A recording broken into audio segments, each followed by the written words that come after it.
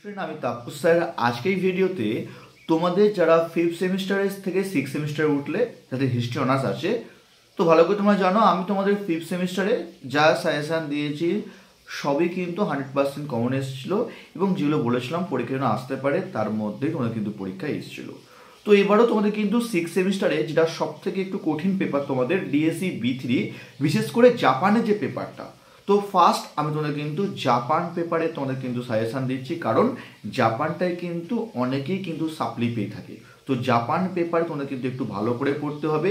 আর এখানে আমি তোমাদের প্রথমে এখানে বলে দেবো ফার্স্ট থেকেই যে কোনগুলো ইম্পর্টেন্ট। দেখো লাস্ট মিনিট সাজেশান বলো বা শেষ মুহূর্তের প্রস্তুতি বলো, যদি তোমরা আমার প্রথম থেকেই ভিডিও দেখো সেখানে তোমাদের বলে দেওয়া থাকে আমি তোমাদেরকে যে কোনগুলো পরীক্ষার জন্য সব থেকে প্রবল ইম্পর্টেন্ট, এবং সেগুলোই কিন্তু তোমাদের কিন্তু লাস্ট মিনিট বা শেষ মুহূর্তে বলে দেওয়া থাকে। যদি তোমরা ফার্স্ট থেকেই তোমরা ভালো করে শোনো আমি কোনগুলো বলছি ইম্পর্টেন্ট কোনগুলো সাপোর্টিং, তো সেগুলো করে তোমাদের কিন্তু হয়ে যাবে। আর তোমরা কিন্তু একদম তোমাদের কিন্তু ফার্স্ট থেকে তোমরা কিন্তু তৈরি থাকবে ডিএসসি B3 পেপারের জন্য। আর যারা এখনও চ্যানেলটিকে সাবস্ক্রাইব করনি অবশ্যই চ্যানেলটিকে সাবস্ক্রাইব করে রাখো এরকম ভিডিও সবাই পাওয়ার জন্য। আজকে হিস্ট্রি অনার্স অনলাইন বা অফলাইনে আমাদের ক্লাস করতে চাও তো আমি অফলাইনে শিয়ালদা যে সোমনাথ কলেজ এবং বেহালা সাইডের শোষণা কলেজ তার কাছেই পড়ে থাকি।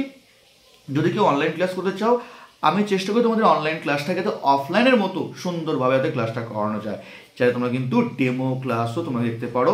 আমি চেষ্টা করি তোমাদের কিন্তু যাতে সুন্দরভাবে ক্লাসটা করানো যায়। তো চলো তোমাদের শুরু করা যাক ডিএসসি B3 পেপারে কোনগুলো সব থেকে প্রবল ইম্পর্টেন্ট 20 মার্কস এবং 10 মার্কস।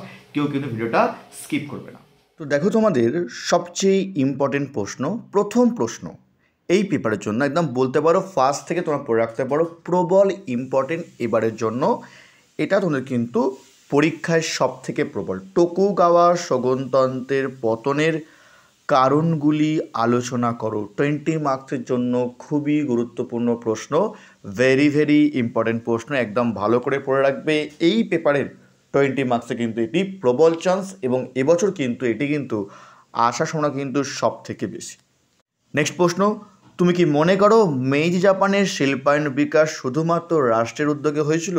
এটি তোমাদের 2023 সালে এসেছিল এবং মনে রাখবে তোমাদের 2023 সালের যে প্রশ্নপত্রটি তোমাদের জন্য সব থেকে গুরুত্বপূর্ণ এবারে। এটিও তোমাদের কিন্তু বলবো খুবই একটি গুরুত্বপূর্ণ প্রশ্ন এবং দুটির মধ্যে কিন্তু পরীক্ষায় দুটিই চান্স আছে। তবে বলবো তোমাদের কিন্তু টোকুগাওয়া তোমাদের কিন্তু সব থেকে প্রবল ইম্পর্টেন্ট এবারের জন্য। আমি যদি তোমাদের লাস্ট মিনিট সাজেশন দিয়েও থাকি সেখানেও তোমরা কিন্তু এই প্রশ্নটা পাবে। নেক্সট দেখো তোমার পরের প্রশ্ন, এটিও কিন্তু একদম মোস্ট ইম্পর্টেন্ট প্রশ্ন, প্রবল ইম্পর্টেন্ট প্রশ্ন এই পেপারের জন্য, মানে পরীক্ষায় বিশাল ইম্পর্টেন্ট একদম স্টার মার্ক প্রশ্ন বলতে পারো, শিওর একটা ফেভারিট প্রশ্ন। এটি পরীক্ষা কিন্তু আসতে পারে, প্রবল চান্স আসতে পারে না প্রবল চান্স বলতে পারো আমাকে। জাপান কর্তৃক মাঞ্চুরিয়া আক্রমণের কারণ এরকম আসলে 10 মার্কসে, অথবা আসতে পারে কারণ ও ফলাফল লেখো, এলে তোমাদের কিন্তু 20 মার্কসে আসতে পারে। একদম প্রবল একটি ইম্পর্টেন্ট প্রশ্ন তোমাদের, যেটি কিন্তু পরীক্ষায় বিশাল ইম্পর্টেন্ট। টোকুগাওয়া শোগুনতন্ত্রের পতন যেন বিশাল ইম্পর্টেন্ট, ঠিক জাপান কর্তৃক মাঞ্চুরিয়া আক্রমণ কিন্তু খুবই গুরুত্বপূর্ণ প্রশ্ন। নেক্সট, মেইজি জাপানের সংবিধানের প্রকৃতি আলোচনা করো। ঠিক আছে, কি বললাম আগের যেমন 2 নম্বর প্রশ্ন যেমন ইম্পর্টেন্ট প্রশ্ন, তেমনই এটিও কিন্তু সাপোর্টিং, অর্থাৎ 2 যদি না আসে তোমাদের 4-এর কিন্তু সম্ভাবনা কিন্তু অত্যন্ত প্রবল। ঠিক আছে, ভেরি ইম্পর্টেন্ট প্রশ্ন। নেক্সট, রুশ জাপান যুদ্ধের কারণ 10 মার্কসে আসতে পারে, তোমাদের 23-এ 10 মার্কসে এসেছিল, অথবা একসঙ্গে আসতে পারে রুশ জাপান যুদ্ধের কারণ ও ফলাফল লেখো, 20 মার্কস কিন্তু আসতে পারে। এটিও তোমাদের বলবো আমি তোমাদেরকে স্টার মার্ক প্রশ্ন, প্রবল ইম্পর্টেন্ট। নেক্সট দেখো তোমাদের পরের প্রশ্ন, নেক্সট দেখো তোমাদের মেইজি পুনঃস্থাপন কি আধুনিক যুগের সূচনা করেছিল? 10 মার্কস জন্য কিন্তু হেভি ইম্পর্টেন্ট প্রশ্ন, তোমরা কিন্তু ভালো করে পড়বে, প্রবল ইম্পর্টেন্ট। এটি 23 সালে এসেছিল।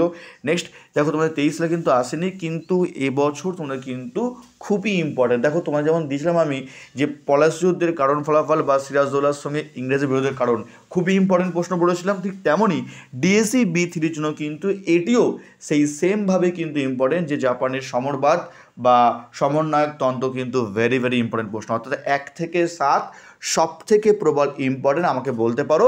এটাই শেষ মুহূর্তের সাজেশন বলতে পারো, এটাই তোমাদেরকে লাস্ট মিনিটের সাথে বলতে পারো তোমাকে, কারণ এগুলো সব থেকে প্রবল তোমাদের এই ডিএসসি B3-র জন্য। একদম তোমরা এখন থেকেই ফার্স্ট থেকেই তোমরা কিন্তু এগুলোকে তোমরা কিন্তু তৈরি করে রাখবে, কারণ এগুলো তোমাদের জন্য কিন্তু সব থেকে অতি গুরুত্বপূর্ণ প্রশ্ন এই পেপারের জন্য। ঠিক আছে, এবার দেখো সাপোর্টিং প্রশ্ন। ধরো প্রশ্ন হয়তো তোমাদের হয়তো কঠিন হলো, তখন তোমরা কিন্তু অবশ্যই তোমরা কিন্তু একটু সাপোর্টিং করে যাবে। ধরো মেই জাপানের অর্থনৈতিক বিকাশে বেসরকারি উদ্যোগের ভূমিকা মূল্যায়ন করো। যদি সরকারি না আসে তখন তোমরা কিন্তু আসতে পারে এই বেসরকারি উদ্যোগের ভূমিকা মূল্যায়ন করো। নেক্সট সাপোর্টিং দেখো, তুমি কি মনে করো যে 1889 সালে জাপানের সংবিধান মুষ্টিমেয় কয়েকজন অভিজাত গোষ্ঠীর মানুষের শাসনকে আনুষ্ঠানিক স্বীকৃতি দিয়েছিল? তো এটা তোমাদের কিন্তু যে সংবিধানের প্রকৃতি আসতে পারে বা বৈশিষ্ট্য আসতে পারে, তার সঙ্গে অ্যাটাচমেন্ট তোমাদের হয়ে তোমরা কিন্তু 120 মার্কের প্রশ্ন কিন্তু হতে পারে। এই তোমাদের বলবো তোমরা কিন্তু এটা তোমরা কিন্তু করে রাখবে দুটোকে একসঙ্গে জয়েন্ট হিসাবে। ঠিক আছে, নেক্সট দেখো তোমাদের এক্সট্রা। দেখো তোমরা আগে ভালো করে পড়ার পর, যেহেতু তোমাদের অনার্স, তোমাদের কিন্তু একটু ভালো করে পড়তেই হবে।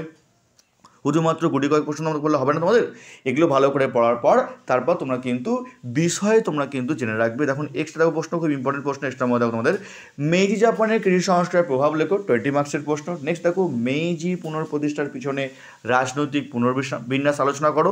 এটিকে কি প্রকৃত পুনর্প্রতিষ্ঠা বলা চলে? এটা করা চলে হবে না, এটা হবে বলা চলে, স্পেলিং মিস হয়েছে।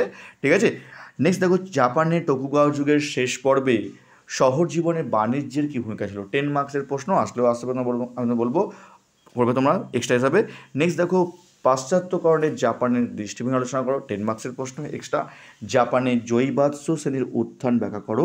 আমি তোমাদের বলবো এটি তোমাদের এক্সট্রা হলেও এটি হয় 5 মার্কস, নাহলে 10 মার্কসে কিন্তু পড়ে, কিন্তু প্রশ্নটা খুব আসে প্রশ্নটা, এ তোমরা কিন্তু পারলে তোমরা কিন্তু দেখেছো। আর লাস্ট দেখো তুমি কি মনে করো মেইজির সংবিধান মূলত রক্ষণশীল ছিল? তো এইগুলো তোমাদের এক্সট্রা প্রশ্ন।